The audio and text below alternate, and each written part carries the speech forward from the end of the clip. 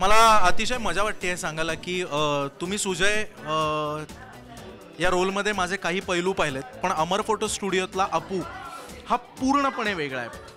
आणि मी असं म्हणेन की आत्ता जे लेट 20s मधली मुलं आहेत आणि त्यांचे जे प्रश्न आहेत त्यांच्यात एक इनसन्स पण आहे.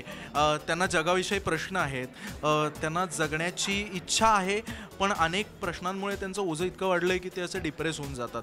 तर असा एक काय म्हणूया त्याला आपण, गोंधळलेला तरुण आहे.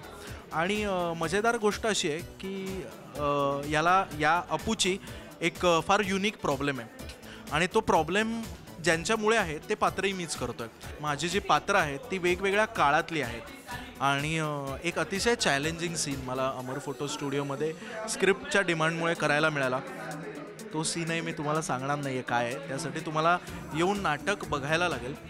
पण मी हे नक्की सांगेन की या पद्धतीचा सीन, ज्याला थिएट्रिकल डिव्हाइस आपण म्हणतो, त्या पद्धतीचा तुम्ही कधी बघितला नसेल. सो आम्ही काहीतरी प्रयत्न केला आहे नवीन करण्याचा, तुम्ही नक्की या.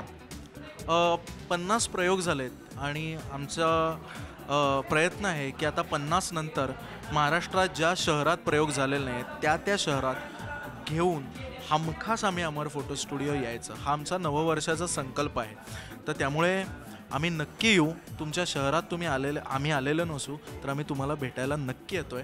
पण त्यावेळी तुम्ही मात्र आम्हाला डिसअपॉइंट करू नका. अमर फोटो स्टुडिओ बघायला नक्की या.